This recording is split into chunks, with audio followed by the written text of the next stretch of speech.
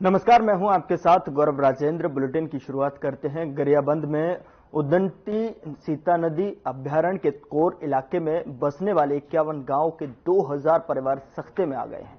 लगातार बैठक का दौर भी शुरू हो गया है। दरअसल राष्ट्रीय बाघ संरक्षण प्राधिकरण ने देश भर के रिजर्व फॉरेस्ट में आने वाले 591 गांवों को विस्थापन की प्रक्रिया शुरू करने का ऐलान कर दिया है, जिसमें छत्तीसगढ़ के 3 टाइगर रिजर्व के कोर में आने वाले 126 गांव के 10,350 परिवार का भी जिक्र है। अभ्यारण्य इलाके में बसने वालों का दावा है कि जंगल में अब जंगली जानवर नहीं है, विस्थापन की नीति भी हितकारी नहीं है। अभ्यारण्य इलाके में बसे ग्रामीण लगातार पर्यावरण संरक्षण और संवर्धन के काम में सहयोग करते हैं। इसके साथ ही वे जंगल में मूल निवासी होने का दावा कर एनटीसीए के प्रक्रिया का विरोध शुरू कर दिया है।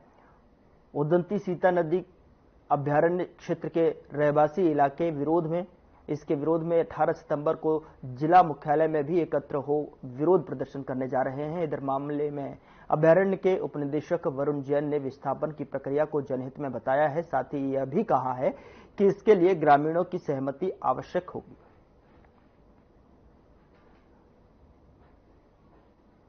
इसमें ये निर्देश है कि जो कोर एरिया में जितने भी गांव बसे हुए हैं उनका जो है निर्देश है कि उन गांवों को जो है बाहर कोर एरिया से बाहर विस्थापन करना है, ताकि वहां के जो ग्रामीणों को है जो मूलभूत सुविधाओं की जो है कमी ना रहे, उनको भी अच्छे से जो है अस्पताल हो गया, आपको शिक्षा हो गई, बिजली पानी सड़क हो गया, इसकी सुविधाएं जो है आसानी से मिल पाए। इस वजह से जो है कोर एरिया से बाहर विस्थापन करने का योजना है। और इसका दूसरा इम्पैक्ट ये भी है कि ताकि जो है हिंसक वन्य प्राणी से भी जो है सुरक्षित रहे और जो हमारे कोर एरिया है वो इनवायलेट रहे, ताकि जो है मानव और वन्य प्राणी दोनों जो है कम रहे। तो ये उसका प्रयोजन है। तो स्वेच्छा से जो भी ग्रामीण जन जो है विस्थापित होने के लिए तैयार है, उनके लिए जो है योजना बनाई जा सकती है। स्वेच्छा पर है। हाँ, ये पूर्णतः स्वेच्छा आधारित है। इसमें कोई भी बलपूर्वक जो है विस्थापन नहीं किया जा सकता जब तक ग्राम सभा का प्रस्ताव या फिर स्वेच्छा से जो है अपना विस्थापन के लिए तैयार न होना, तब तक जो है वो प्रक्रिया शुरू नहीं की जा सकती। पत्र जारी हुआ है राज्य सरकार को कि आप अपने राज्य के अंतर्गत जितने भी प्रोटेक्ट एरिया के जो कोर एरिया के गांवों को जितना जल्दी हो सके उतना एक शेड्यूल बना करके व्यवस्थापित किया जाए। तो जिसके जो हमको जो पत्र मिला अपने जो महाअनुभव के माध्यम से सूचना के अधिकार के तहत में एनटीसीए की जो गाइडलाइन है वो हमको पसंद नहीं आ रहा है, ताकि जो पहले जो रिलोकेट किए गए जो गांव है, व्यवस्थापित किए गए गांव है, उनका सही रूप से पुनर्वास नीति के तहत में, व्यवस्थापन नीति के तहत में उससे कोई प्रकार के ना इंक्रीमेंट्री कुछ भी नहीं हो पाया है। तो उसको देखते हुए हम यहाँ पर अपना जो जल जंगल जमीन को छोड़ के जाना नहीं चाहते हैं। हम पहले जो पूर्वजों से हमारा इस जल जंगल जमीन को जैसे वन एवं प्राणियों के साथ रह रहे थे, इसी प्रकार का हमको यहाँ रहना चाहते हैं और रहेंगे। यही आस्था लेकर के हम समस्त कोर एरिया के लोगों के साथ में संयुक्त बैठक करके इसके लिए जो जवाब हमको देना है एनटीसीए को एक पत्र के माध्यम से, तो हमको देखिए, आज जो सरकार 1972 का जो नीति बनाया है, tiger reserve first, core zone, buffer zone, और यहाँ वन भैंसा शेर है, ऐसा वन विभाग का कहना है। अपने जंगल में एक वन भैंसा भी नहीं है, न शेर भी नहीं है, सब ये विलुप्त हो चुका है। और यह स्थापन वाली बात चल रहा है, स्थापन हम नहीं होंगे।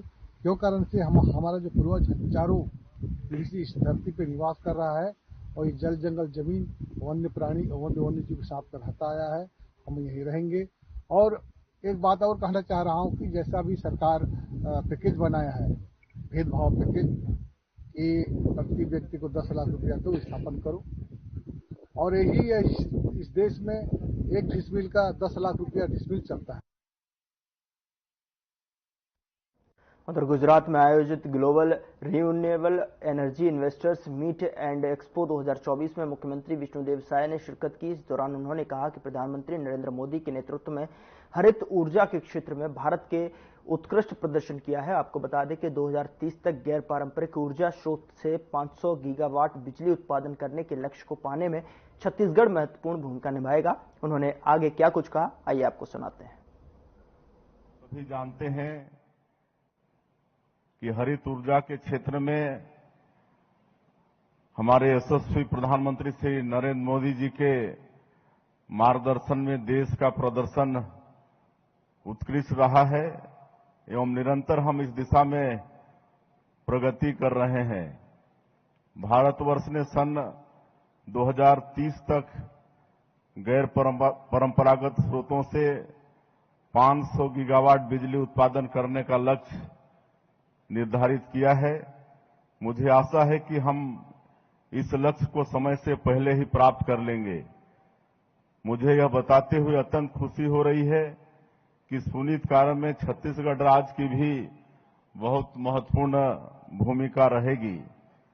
छत्तीसगढ़ राज्य इस क्षेत्र में अधिक से अधिक निवेशकों को आमंत्रित करता है। वर्तमान में छत्तीसगढ़ राज्य की कुल ऊर्जा मांग औसतन 5,500 मेगावाट है, जिसका लगभग 15% बिजली की आपूर्ति ग्रीन एनर्जी से हो रही है। हम ग्रीन एनर्जी को 45% से ऊपर करने का प्रयास कर रहे हैं। छत्तीसगढ़ राज्य में कोयला प्रचुर मात्रा में है। हमारे राज्य में राज्य सरकार के साथ साथ निजी क्षेत्र के कोयला आधारित 21,000 मेगावाट क्षमता से अधिक ताप विद्युत संयंत्र स्थापित है, जिससे देश के कई राज्यों को बिजली प्राप्त हो रही है। यह हमारे नीतियों का परिणाम है कि इतनी अधिक परियोजनाओं की स्थापना छत्तीसगढ़ राज्य में हुई है। अब हम ग्रीन एनर्जी की दिशा में अधिक से अधिक ध्यान दे रहे हैं। हम ग्रीन एनर्जी जैसे सौर ऊर्जा, जल विद्युत एवं बायोमास संयंत्र को प्रोत्साहित कर रहे हैं। हमारे नीतियों में निवेशकों के लिए ऐसे कई प्रावधान किए गए हैं जिससे परियोजना की स्थापना में आसानी एवं शीघ्रता हो सकेगी। मुझे यह बताते हुए अत्यंत हर्ष हो रहा है कि छत्तीसगढ़ राज्य ने भारत की सबसे बड़ी 120 मेगावाट पावर क्षमता की बैटरी एनर्जी स्टोरेज सिस्टम की स्थापना का कीर्तिमान हासिल किया।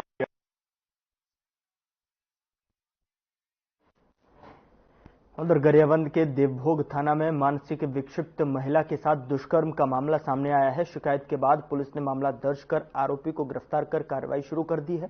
बता दें कि घटना 9 सितंबर की बताई जा रही है।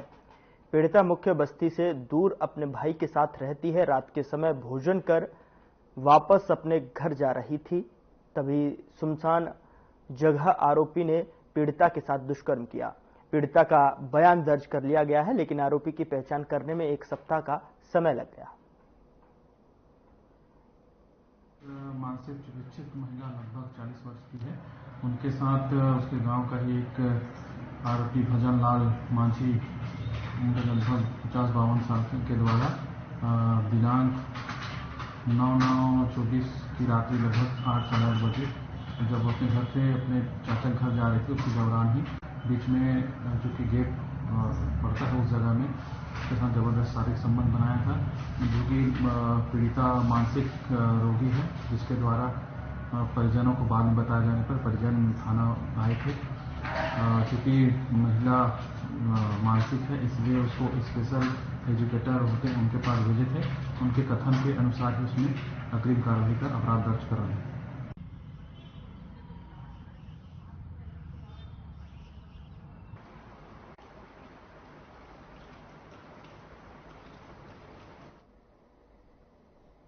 उधर बस्तर पुलिस को बड़ी कामयाबी मिली है। करोड़ों रुपए की साइबर ठगी के मामले में बस्तर और छत्तीसगढ़ के पैसे को दुबई भेजने की साजिश का पर्दाफाश हुआ है। पुलिस ने 4 आरोपियों को गुजरात के सूरत से गिरफ्तार किया गया है। मामले का सरगना निखिल पंसारिया ने, जो दुबई में छिपा हुआ है। आरोपी की पहचान हो चुकी है। पुलिस जल्द ही उसके खिलाफ लुकआउट सर्कुलर जारी करेगी और इस मामले में 26 लाख रुपए की ठगी की गई थी, जो इन्वेस्टमेंट के नाम पर ली गई थी। बस्तर पुलिस जब मामले की तफ्तीश के लिए गुजरात पहुंची तो पूरे रैकेट का खुलासा हुआ। निखिल पंसारिया के खिलाफ देश भर में 40 से ज्यादा ठगी के मामले दर्ज हैं। ठगी के संबंध में अभी हमारे द्वारा लगातार जागरूकता अभियान चलाया जा रहा है। साथ ही साथ प्रयास ये है कि साइबर ठगी के जो शिकार हैं उनको त्वरित न्याय मिले। इसी कड़ी में बोधघाट थाने में 26 लाख रुपए की एक साइबर ठगी का केस आया था, जिसमें शेयर में पैसे लगाने के नाम पे विक्टिम से पैसे टेलीग्राम ऐप के माध्यम से अलग अलग खातों में डलवाए गए थे, और जब उन्होंने पैसे निकालने चाहे तो पैसे निकालने से उनको रोका गया। तो विक्टिम ने थाने में रिपोर्ट दर्ज कराई। तत्काल हमने एक विशेष टीम बना करके साइबर डीएसपी साइबर गीतिका के नेतृत्व में गौरव तिवारी ने अच्छा काम किया अपनी टीम के साथ में, और पूरे जो गिरोह था उसका लिंक हमको गुजरात के सूरत में मिला, जहां पे बैंक अकाउंट में अलग अलग खातों में पैसे गए थे। हमने एक अकाउंट में जिसमें सबसे ज्यादा ट्रांजैक्शन होता 16 लाख रुपए, वहां के जो अकाउंट के ओनर है उनके बारे में डिटेल निकाल करके टीम वहां भेजी थी। जो मोडस ऑपरेंडी है उससे ये पता चला कि एक अकाउंट में पैसे डलवाए जाते हैं, फिर वहां से दूसरे अकाउंट में ट्रांसफर किए जाते हैं, कभी कभार तीसरे अकाउंट में भी ट्रांसफर किए जाते हैं, और फिर फाइनली कैश निकाल करके एक कलेक्शन सेंटर में, जो कि अभी इस केस का कलेक्शन सेंटर सूरत में ही हमको उसका लोकेशन मिला है, कलेक्शन सेंटर में पैसे दिए जाते हैं। वहां से फिर ये लोग हवाला के माध्यम से विभिन्न जगहों पे इन पैसों को ट्रांजैक्शन करते हैं, और इनमें एक जो मेन हैंडलर है उसकी दुबई में होने की पुष्टि भी हमको मिली है। तो इस गिरोह के अभी 4 सदस्यों को हमने अपने हिरासत में लिया है। इनमें से कुछ सदस्य हैं जिन्होंने किराए पे अपने अकाउंट्स को दूसरों के हाथ में दिया हुआ था, इनको अकाउंट देने के एवज में कुछ कमीशन मिलता था, और कुछ इसमें ऐसे हैं जो कि डायरेक्टली इस पूरे सिस्टम से जुड़े हुए थे, जो लोग कैश पैसे निकाल करके कलेक्शन सेंटर तक ले जाना और हवाला ट्रांजैक्शन के थ्रू अलग अलग क्षेत्रों में पैसे भेजने का काम करते थे। इसमें अभी ये बहुत बड़ा मॉड्यूल है जैसा समझ में आ रहा है प्रारंभिक जांच में। आगे भी हमारी टीम अभी गुजरात में ही है और लगातार इसमें ढूंढने का और भी लोगों को ढूंढने का प्रयास कर रहे हैं। कलेक्शन सेंटर के माध्यम में भी के बारे में जानकारी निकाल करके हम लोग यही प्रयास कर रहे हैं कि एक अच्छी खासी बड़ी रिकवरी हो जाए। इस गिरोह के बारे में बता दें तो ये लगभग 6 से 7 करोड़ की ठगी अलग अलग राज्यों से इन लोगों ने किया हुआ है। एक ही व्यक्ति जिसके बारे में हमको जानकारी थी उसके बारे में पता करने पर पता चला कि 40 से ज्यादा अपराध उसके नाम पे अलग अलग जगह पे दर्ज है, शिकायतें दर्ज हैं उसके नाम पे। तो ये काफी बड़ा और संगठित गिरोह है, और हम लोग कोशिश कर रहे हैं कि इस गिरोह के पूरे तह तक जाएं और जितनी ज्यादा रिकवरी और जितना ज्यादा खुलासा हो सके वो हम करें। उधर गरियाबंद के देवभोग में 221 आंगनवाड़ी केंद्र संचालित हैं, जिसमें से केवल 154 के पास खुद का भवन है। कई केंद्रों को कार्यकर्ता अपने घर के कोने में चलाने की औपचारिकता पूरी कर रहे हैं। तो सरगी बहेली केंद्र में पिछले 4 सालों से कार्यकर्ता का कब्जा है, जिसके चलते गांव में तनाव है। घरों के बरामदे में चल रहे आंगनवाड़ी केंद्रों में हो या फिर सुविधा युक्त सरकारी भवनों में, किसी भी आंगनवाड़ी केंद्र में दर्द संख्या के अनुपात में बच्चे नजर नहीं आ रहे हैं। कई केंद्र तो ऐसे हैं जहां बच्चों के बैठने का स्थान को ही कबाड़ खाना में तब्दील कर रखा है। बता दें कि सरगी बहेली के केंद्र में पिछले 4 सालों से कार्यकर्ता कब्जा किए हुए हैं और लगातार शिकायतों के बावजूद भवन में घरेलू सामान नहीं हटाया गया है। तो ग्रामीणों ने भी बच्चों को केंद्र भेजना बंद कर दिया है।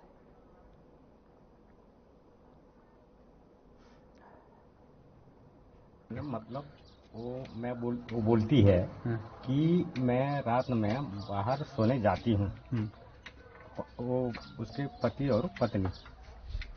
हम तो नहीं देखे हैं बाहर वो रात में कहाँ सोने जाती है, क्या करती है और कितने बजे वो आती है, लेकिन दिन भर हम देखते हैं तो उसके घर में रहती है। मतलब आंगनबाड़ी केंद्र में कब्जा है उसका? जी। क्या है? कब्जा है, बोला कब्जा है, आंगनबाड़ी केंद्र में कब्जा है। कब्जा है जी। तो शिकायत कर चुके हैं? कुछ नहीं होता, शिकायत क्या है सर? हाँ, कोई कार्रवाई नहीं होता। यहाँ SDM, तहसील कोर्ट, न्यायालय हद तक के मैंने हम कार्रवाई किए हैं, समाधान निकला? कोई समाधान नहीं। 2015 क्यों? बच्चे को मत खिलाओ, अभी गर्मी दे रहा है तो उनका पाचक शक्ति जो है वो पचा नहीं पाएंगे, ऐसे बोल रहे हैं। तो इससे पहले बीमार हो गए थे बच्चे? हो गए थे, इसलिए 2 बच्चे बीमार थे। 2 बच्चे। तो संख्या कैसे कम आ रहे हैं? हम लोग 5 किलोमीटर दूर होता है, इसलिए बच्चे कम आते हैं। अच्छा। जो चलने लायक होते हैं उन लोग को लाते हैं, और जो चलने लायक नहीं होते उन लोग को नहीं आने पाते हैं। कितने बच्चे भर्ती हैं यहाँ? इतना तो मेरे को मालूम नहीं है, शायद 40 है यहाँ दर्ज। अच्छा, 7-8 ही आते हैं। हाँ, सरगी बहेली में है जो शासकीय भवन है ना, वहाँ वो कब्जा कर लिया, पूरा फैमिली से वहाँ रहती है, जो कि एक सही नहीं है। क्या प्रयास किया उसको? मैं उसको निरीक्षण के दरमियान देखी और वहाँ पूरा निवास रखे, तो उसको मैं लेटर दी हूँ, नोटिस दी हूँ कि यहाँ से अन्यत्र निवास करो करके। उसके बाद भी वो नहीं मान रही है, और तो मैं उसका एक प्रतिलिपि यहाँ परियोजना में दी हूँ और एक लेटर मैं वहाँ DWCD मैडम है उसको दे दी हूँ, और जिला लेवल से भी प्रयास कर रहे हैं उसके लिए। झाकरपारा में एक केंद्र में कुछ भी नहीं मिला। कौन से केंद्र में? 3 नंबर में। उसका किराया का भवन है और केंद्र ठीक नहीं है, इसीलिए मैं उसको बोली हूँ अन्यत्र लगाने के लिए। तो दूसरी जगह देख लिए हैं, लेकिन कुछ कार्य वहाँ अधूरा है, तो उसको करने के बाद जाऊंगी करके बोले हैं। शिफ्ट करेंगे उसको बाद? हाँ, शिफ्ट करेंगे करके। ऐसी शिकायतें अभी मुझे मिली है। एक जगह किसी आंगनबाड़ी कार्यकर्ता का कब्जा है और वो वहीं आंगनबाड़ी में रहती है, और बीच में सुपरबेड़ा में भी ये प्रकाश में आया था कि 3 बच्चे बीमार हुए थे नाश्ता करने से। मैं इसकी तहकीकात कराऊंगा, और मैं जो वहाँ परियोजना अधिकारी के रूप में पदस्थ हैं हमारे जिला महिला बाल विकास अधिकारी, इनको इन सारे पूरे तथ्यों की जांच के लिए मैं भेजूंगा, और जो भी फैक्ट वर्क कराएगा मैं करना करूँगा।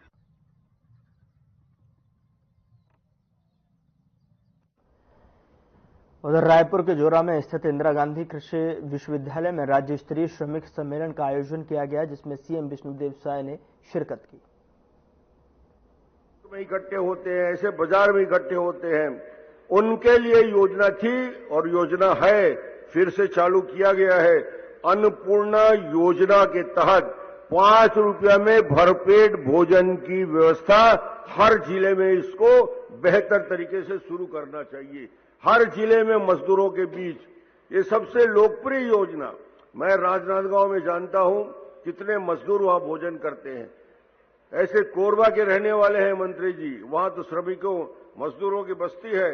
इस योजना को भी पूरे छत्तीसगढ़ के सभी जिलों में जल्द से जल्द लागू करना चाहिए, और ज्यादा से ज्यादा बच्चों को भविष्य की कल्पना करते हुए आगे बढ़ने का काम करना चाहिए। करीब करीब 56 योजनाएं हैं। आज मैं उस योजना पे बात करने नहीं आया हूं। मुख्यमंत्री जी उन योजनाओं का क्रियान्वयन बेहतर करा रहे हैं। हमारे विभाग के मंत्री जी संवेदनशील है, लखन देवांगन जी खुद कोरबा में रहते हैं, मजदूरों की पीड़ा को समझते हैं। तो मैं उम्मीद करता हूं कि आने वाले समय में श्रम विभाग इन योजनाओं का 100% क्रियान्वयन करेगी और इसका लाभ छत्तीसगढ़ के लोगों को मिले। इस शुभकामना के साथ आप सबकी उपस्थिति के लिए बहुत बहुत धन्यवाद। बहुत बहुत धन्यवाद माननीय विधानसभा अध्यक्ष महोदय।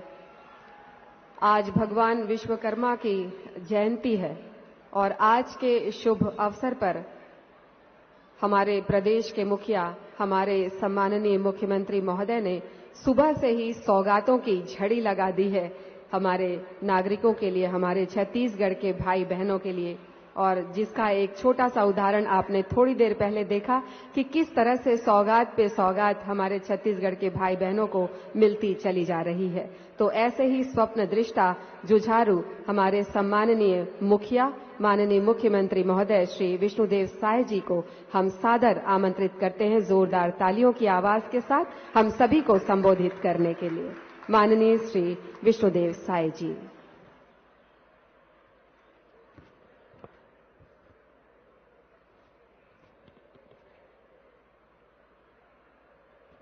बोलिए भारत माता की, भारत माता की, छत्तीसगढ़ महतारी की, छत्तीसगढ़ महतारी की, नरेंद्र मोदी जिंदाबाद, नरेंद्र मोदी जिंदाबाद। आज विश्वकर्मा जयंती के उपलक्ष्य में आयोजित आज के ये श्रम दिवस के कार्यक्रम में मंच में विराजमान हमारे प्रदेश के 3 बार के सरकार के मुखिया, लगातार 15 साल तक मुख्यमंत्री के रूप में जो छत्तीसगढ़ के चहुमुखी विकास करीन हमार छत्तीसगढ़ से भूख ला भगाई ने से चाउर वाले बाबा और हमार विधानसभा के अध्यक्ष आदरणीय डॉक्टर रमन सिंह जी, हमार सरकार के उद्योग और श्रम मंत्री श्री लखनलाल देवांगन जी, हमार रायपुर के लोकप्रिय सांसद ब्रिजमोहन अग्रवाल जी, हमार विधायकगण श्री मोतीलाल शर्मा, श्री अनुज शर्मा जी, श्री गुरु खुशवंत साहिब जी, हमारे इंदिरा गांधी कृषि विश्वविद्यालय के कुलपति श्री गिरीश चंदेल जी, श्रम विभाग के सचिव श्रीमती अलरमेल मंगई जी, हमार सरकार के उप मुख्यमंत्री और कर्मठ और ऊर्जावान गृह मंत्री और पंचायत और ग्रामीण विकास विभाग के मंत्री, जिमन के प्रयास से आज 5,11,000 हमारे प्रधानमंत्री आवास के लाभार्थी भाई बहन के खाता में पैसा गई से, ऐसे आदरणीय श्री विजय शर्मा जी, सभी अधिकारी कर्मचारी मन और पूरे प्रदेश भर से उपस्थित श्रमवीर भाई बहनी मन और मीडिया के साथी मन, आप सबला विश्वकर्मा जयंती के बहुत बहुत बधाई शुभकामना। और हमारे आधुनिक भारत के विश्वकर्मा हमार देश के यशस्वी प्रधानमंत्री श्री नरेंद्र मोदी जी के भी आज जन्मदिन है। उमन के भी आप सबके तरफ से बहुत बहुत जन्मदिन के बधाई शुभकामना। भगवान से सब प्रार्थना करी कि हमारे प्रधानमंत्री जी स्वस्थ रहें, दीर्घायु हों और 140 करोड़ भारतवासी के। फिलहाल बुलेटिन में इतना ही। नमस्कार।